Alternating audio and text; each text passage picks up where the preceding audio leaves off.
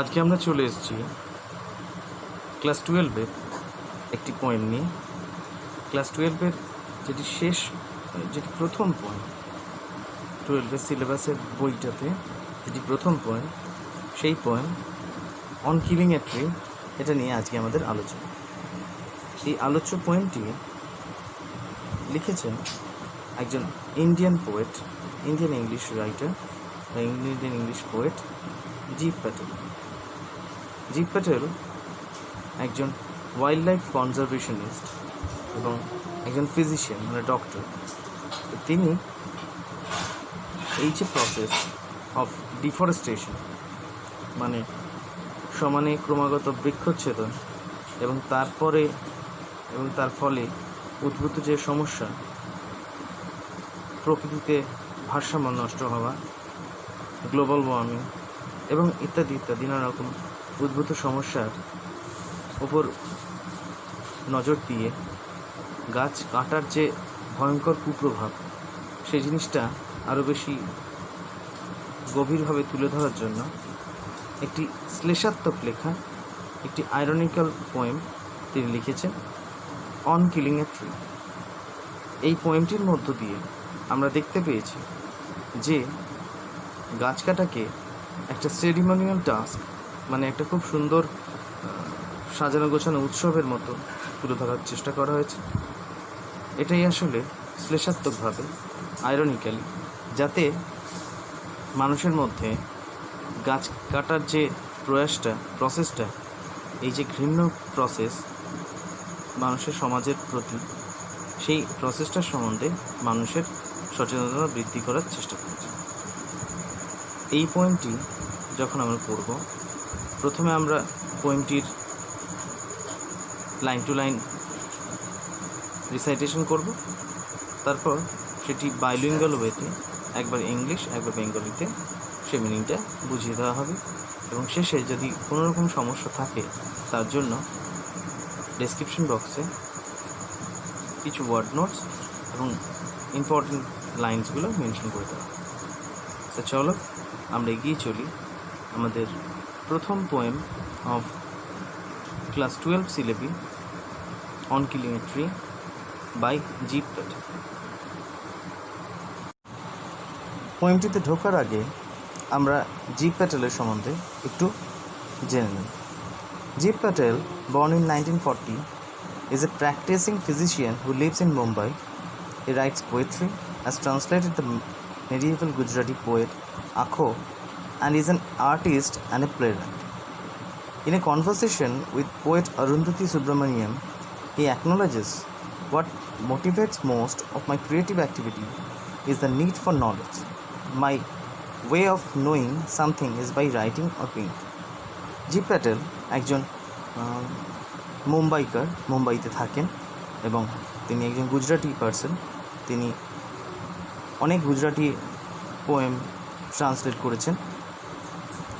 Gujarati poet আখোর একটা writing তিনি translate করেছিলেন এবং অরুন্ধতী সুব্রমণিয়াম বলে একজন বিখ্যাত ব্যক্তিত্ব, তাকে তিনি যখন ইন্টারভিউ দিয়েছিলেন তখন বলেছিলেন যে তার ক্রিয়েটিভ অ্যাক্টিভিটি তার জ্ঞানকে প্রসারিত করার জন্য, তার নতুনভাবে জানার জন্য তাকে ভীষণভাবে উৎসাহিত করে, অনুপ্রাণিত করে এবং সেই আনন্দটা, সেই উচ্ছ্বাসটা তিনি পান বাই রাইটিং অর পেইন্টিং, লিখে এবং এঁকে।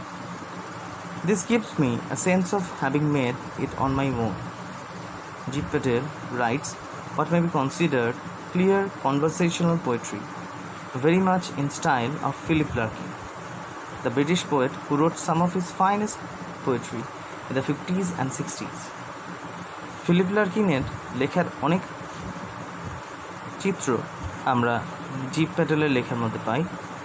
ফিলিপ লার্কিন, যিনি কিনা একজন বিংশ শতাব্দীর, মানে 20th সেঞ্চুরির লেটার হাফ পর্যন্ত পোয়েম লিখেছেন এবং মারা গেছেন 1985-এ। সেই পোয়েট্রির আমরা অনেকটা রিপারকাশন পাই জীব প্যাটেলের রাইটিংয়ের মধ্যে। তা সেই ব্যাপার নিয়ে তিনি বলছেন যে তার লেখার প্রধান বৈশিষ্ট্য হচ্ছে একটা কনভারসেশনাল স্টাইল। আমরা এই পোয়েমটার মধ্যেও পাবো যে একটা কনভারসেশনাল স্টাইল আছে, মানে কবি যেন কারোর সঙ্গে কনভারসেশন করছেন, কারোর সঙ্গে কথোপকথন করছেন, সেটা আমরা এই কবিতার মধ্যেও পাবো। Turtle's poetry is marked by keen observation and irony and conveys the sense of ordinary. তিনি তার লেখার মধ্যে কনভারসেশনাল টোন, মানে একটা কথোপকথনের স্টাইল পাই, এবং সেন্স অফ অর্ডিনারি, সাধারণ মানুষের সঙ্গে যেন তিনি রিলেট করতে পারেন এরকম একটা চিত্র তুলে ধরেন। খুব ভার্বোস কোনো লেখা তার কবিতার মধ্যে আমরা পাই। Every year Patel conducts a poetry workshop for students of the Rishi valley. Rishi valley মানে ঋষিকেশ বা ওই রকম রিজিয়নের লোকদের জন্য জি প্যাটেল প্রত্যেক বছর একটা পোয়েট্রি ওয়ার্কশপ মানে কবিতার ওয়ার্কশপ করে। এই যে ওয়ান কিলিং এ ট্রি পোয়েমটা আমরা পাচ্ছি, সেটা একটা আইরনিক্যাল আগেই বলেছি, এবং কাটিং অফ এ ট্রি সেটাকে ভীষণ সেরিমোনিয়াল হিসেবে দেখানোর চেষ্টা করেছে, which is itself ironically presentation of that action which shows the inherent perversity of human being, of human action. The poetry is divided into 3 or 4 stanzas but without any clear versification. কবিতাটির মধ্যে কোনো clear ভার্সিফিকেশন style নেই, যেরকম আমরা Petrarchan sonnet, Shakespearean sonnet পেয়েছিলাম, এটা সেরকম কিছু নেই। The poem is written in free verse. কবিতাটি ফ্রি ভার্সে লেখা হয়েছে। প্রশ্ন যদি আসে কী ছন্দে লেখা হয়েছে, তাহলে আনসার হবে free verse. Through the final detail, brilliant image, logical sequence and conversational ease, the poet brings form and meaning to this poem. এই কনভার্সেশনাল ফর্মের মধ্য দিয়ে তিনি একটা ইমেজ, মিনিং সব কিছুই তুলে ধরেছে এই কবিতা। এই হচ্ছে কবিতাটির ব্রিফ টেক্সট। এবার আমরা চলে আসবো কবিতাটি। আমরা কবিতাটির লাইন টু লাইন স্টাডি করব। একবার লাইন টু লাইন রিসাইটেশন করে নেবো, তারপর লাইন টু লাইন স্টাডিতে যাব। It takes much time to kill a tree. প্রত্যেকে অনুরোধ যে প্রত্যেকে বইটা সামনে নিয়ে বসবে যাতে লাইন টু লাইন মিলিয়ে নেওয়া যায়। It takes much time to kill a tree. Not a simple jab of knife will do it. It has grown slowly, consuming the earth, rising out of it, feeding upon its crust, absorbing years of sunlight, air, water, and out of its leprous hide, sprouting leaves. So, hack and chop. But this alone won't do it. Not so much pain will do it. The bleeding bark will heal, and from close to the ground will rise curled green twigs, miniature boughs, which if unchecked will expand again to form a size. No, the root is to be pulled out of the anchoring earth.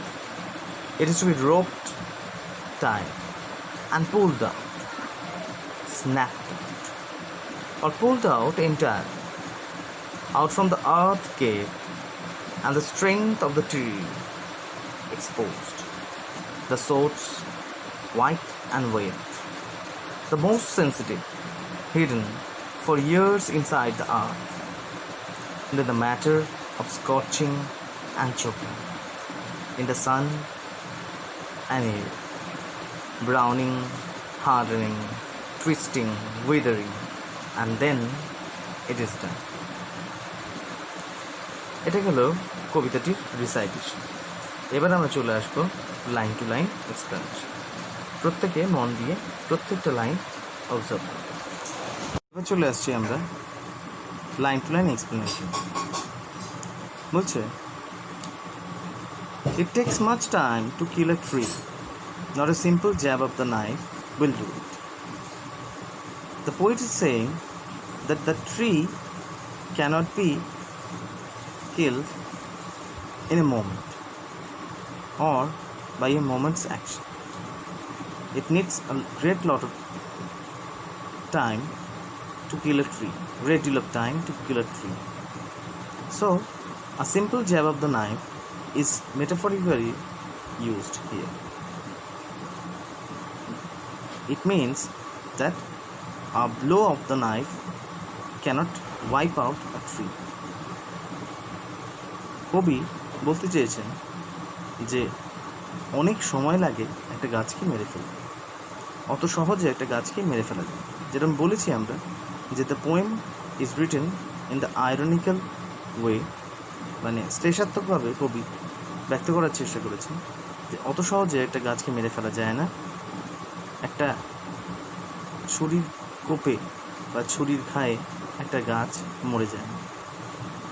It has grown, slowly consuming the earth, rising out of it, feeding upon its crust, absorbing years of sunlight, air, water, and out of its leprous hide sprouting leaves. The poet is telling that a tree needs a good deal of time to erect on its own, to build itself. It needs the three basic things: sunlight, air, and water.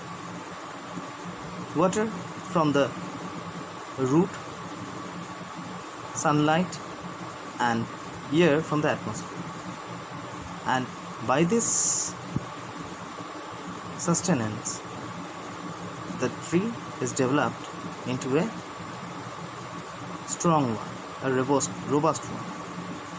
And from its bark, leprous hide refers to its bark, the leaves are sprouted. Upon its crust, why crust? Because we see the trees are sprouting out of the crust, the uppermost part of the earth, and that's why they are called trees.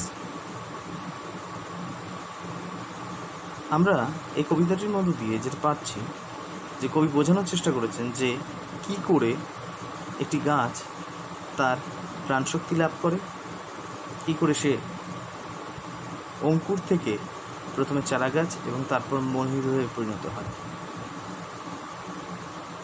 তিনটি উদ্ভিদের বৃদ্ধির প্রাথমিক শর্ত, biologically যে তিনটি শর্ত দরকার হয়, জল, আলো এবং বাতাস, তিনটিকে সঙ্গে নিয়ে মাটির পুষ্টিরস সংগ্রহ করে দিনের পর দিন আস্তে আস্তে তার যাত্রাপথ ত্বরান্বিত হয় এবং সে একটি ছোট্ট চারা গাছ থেকে একটি মহিরুহে পরিণত হয় এবং যেই মহিরুহের ছাল মানে বাক, তার থেকে নতুন নতুন লিভস স্প্রাউট করতে থাকে, মানে জন্ম নিতে থাকে।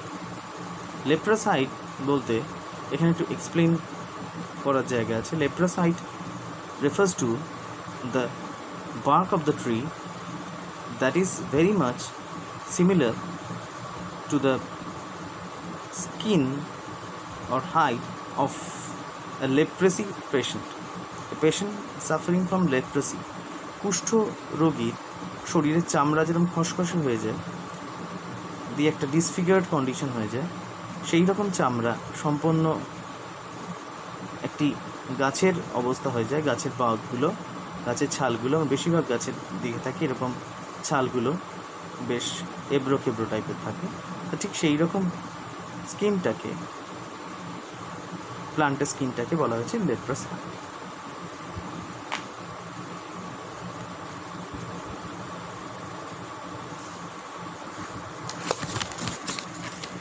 এবার চলে আসছি নেক্সট আনসার। এখানে পোয়েট আবার বলছেন, so what is to be done with the tree? The tree তো একবার একটা ব্লো দিয়ে, একটা নাইফে ব্লো দিয়ে কাটা গেল না, তাহলে কী করতে হবে? What is to be done? So hack and chop. So hack and chop. Hack means cut down the branches and then chop it. Chop it means make it into smaller amounts, smaller quantities, এটাকে কেটে কেটে টুকরো টুকরো করে ফেলতে হচ্ছে। But this alone won't do it, কিন্তু এটাও করা সম্ভব হবে না। Not so much pain will do it. The bleeding bark will heal, and from close to the ground will rise curled green twigs, miniature boughs, which, if unchecked, will expand again to firmer size. Here, the tone of the poet is also very ironic. The poet is telling that this much blow, this much pain won't be able to kill the tree. The tree will heal itself through its healing power, inner healing power, and from the close to the ground will rise curled green twigs. Curled green twigs, that means when a tree is cut from any part, there rises some curled twigs, curled branches, short shoots, and these are called curled twigs or miniature boughs. Miniature means small boughs, which if unchecked will expand again to former size, and these are nothing but the tree itself, so it will rise and expand into the former size. It will take the shape of a branch within some days. If they are remained unchecked, here again also the poet is very ironical, that if you give them opportunity to grow, they will grow again. That means it is not easy to kill a tree. At first the poet is telling the truth that it is not so easy to kill a tree, and he is hammering the same truth time and again to express the idea and reinforce the idea. কবিতাটিতে এবার কবি বলছেন যে এই যে bleeding bark, কবি এখানে একটু hyperbolic হয়ে গেছে, তো একটু আবেগমথিত হয়ে বলছেন যে এই যে ব্লিডিং বার্ক, যেখান থেকে প্রচণ্ড স্যাপ, মানে গাছের যে স্যাপ মানে রস সেটা বেরিয়ে আসছে, আমরা গাছের ডাল কাটলে দেখি সেটা বেরিয়ে আসে, এটা ন্যাচারাল কোর্সেই আবার হিল হয়ে যায়, মানে সুস্থ হয়ে যায়। এবং মাটির কাছ থেকে আমরা দেখি যে কোনো গাছের গুড়ির কাছাকাছি থেকেও যদি কেটে নেওয়া হয়, তাহলে সেখান থেকেও ছোটো ছোটো কতগুলো চারা মতো বেরিয়ে আসে, সবুজ সবুজ মতো চারা বেরিয়ে আসে, সেইগুলিকে বলা হচ্ছে miniature bowls and curled green twigs. Curled, তার মাথাগুলো সেই সমস্ত চারা গাছের যে সামনের যে পত্র কিনারাগুলো, সেগুলো অনেকটা কার্লড হয়ে যায়, মানে কুঁকড়ে থাকে, এবং সেটা আস্তে আস্তে যদি আনচেকড অবস্থায় রেখে দেওয়া হয়, যদি সেটাকে না কেটে ফেলা হয় ফার্দার সঙ্গে সঙ্গে, তাহলে এই জিনিসটা আবার বড় হয়ে যাবে এবং সেটা আস্তে আস্তে আগামী বসন্তে একটা মহিরুহের তলে মিশে যাবে এবং একটা বড় গাছে পরিণত হবে। What is the remedy? তাহলে আলটিমেট সলিউশনটা, আলটিমেট রেমেডিটা the poet is mentioning, no, the root is to be pulled up. Root is the most essential part of a tree. Root gives sustenance to the tree because root supplies the water, the essential water, the minerals from the earth's core to the tree. That's why it has to be pulled up out of the anchoring earth. Very important explanation. Anchoring earth. What is anchor? In the ports or harbors, the ships are tied to the ground by using anchors, some T-shaped implements by which the ships are anchored near the shores. In the very same way, the roots of the tree anchor the earth, grips the earth, and by uprooting the trees, that means we are releasing those anchors from the earth's cave.